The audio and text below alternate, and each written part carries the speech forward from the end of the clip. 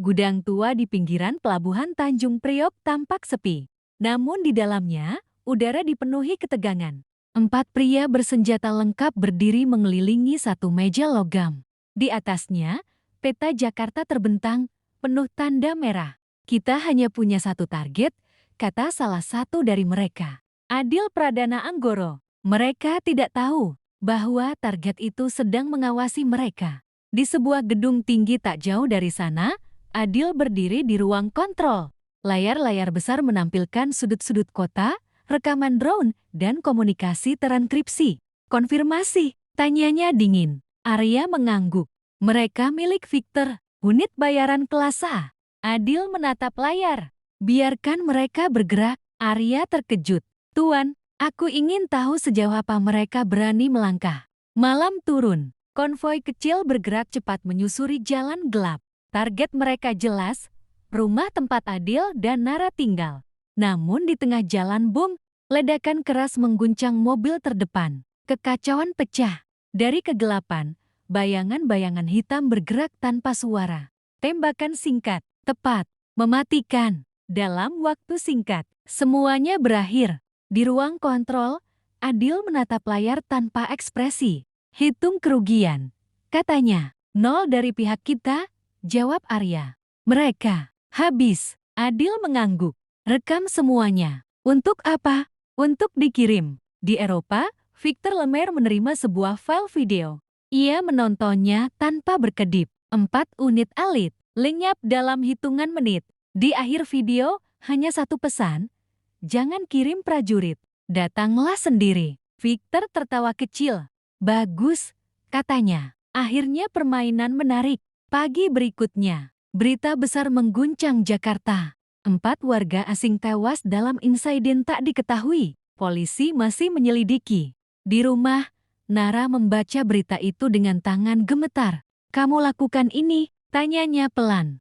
Adil tidak mengelak. Aku menghentikan ancaman. Nara menutup mata. Aku tahu kamu melindungiku, tapi dunia ini semakin gelap. Adil memeluknya. Selama aku berdiri, bisiknya, kegelapan itu tidak akan menyentuhmu.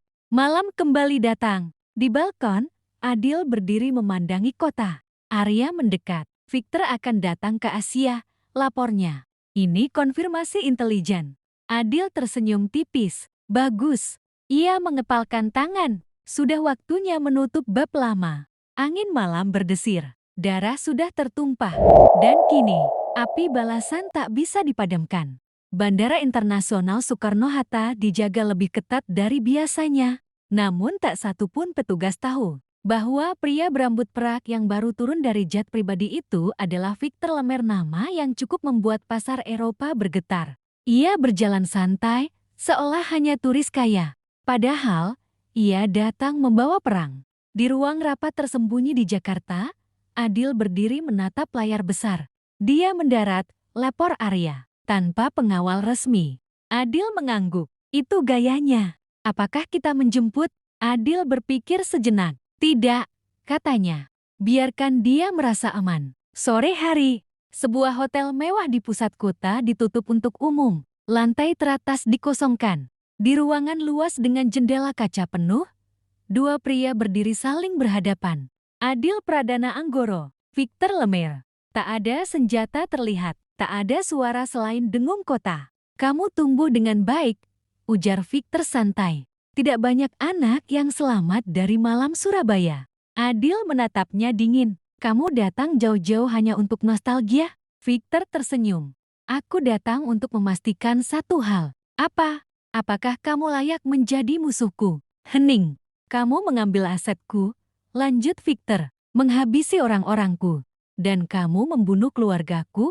Jawab Adil datar. Tatapan mereka beradu, 2 dunia bertabrakan. Kita bisa mengakhiri ini, kata Victor pelan. Bergabunglah denganku. Dunia ini cukup besar untuk kita berdua. Adil tertawa kecil. Kamu membakar rumahku, lalu mengajakku membangun kerajaan. Ia melangkah mendekat. Tidak. Victor menghela napas. Sayang sekali. Ia menekan tombol kecil di sakunya. Di berbagai belahan dunia pasar saham berguncang. Di layar ponsel Arya, peringatan bermunculan. Serangan ekonomi simultan, teriaknya. Asia, Eropa, Amerika, Adil tidak bergerak. Balas, katanya tenang. Tahap berapa? Semua. Arya terdiam sesaat. Baik, Tuan Muda. Di ruangan itu, Victor mengangkat alis. Berani, katanya. Tapi kamu belum siap. Adil menatapnya tajam. Aku lahir dari api, ucapnya. Kamu hanya bermain dengannya. Victor tersenyum dingin. Kalau begitu, biarkan dunia menjadi saksi. Ia berbalik, berjalan pergi. Ini baru pembuka. Malam itu, berita internasional meledak. Pasar global berguncang. Miliaran dolar hilang dalam jam. Analis bingung, investor panik. Di balkon hotel, Adil berdiri sendiri. Angin malam menyapu wajahnya. Perang global sudah dimulai, kata Arya di belakangnya. Adil mengangguk. Dan aku tidak akan kalah. Ia menatap langit Jakarta. Dua nama telah berhadapan. Satu dunia akan berubah selamanya. Pagi itu, Jakarta bangun dengan wajah pucat. Layar-layar berita menampilkan grafik merah, pasar global jatuh bebas, dan judul-judul besar yang membuat investor menahan napas. Gejolak global belum reda, korban pertama mulai berjatuh. Di sebuah rumah sakit swasta elit, suasana jauh lebih sunyi-sunyi yang mencekam. Nara Wijaya duduk di bangku koridor, tangannya dingin. Matanya menatap pintu ruang ICU yang tertutup rapat. Di balik pintu itu, Surya Wijaya terbaring tak sadarkan diri. Serangan jantung, mendadak, tanpa peringatan. Langkah kaki terdengar pelan. Adil Pradana Anggoro berdiri di samping Nara. Wajahnya tetap tenang, tapi sorot matanya lebih gelap dari biasanya. Dokter bilang kondisinya stabil, ucapnya pelan, tapi masih kritis. Nara tidak menjawab, air mata jatuh tanpa suara. Aku tidak ingin ini, katanya akhirnya.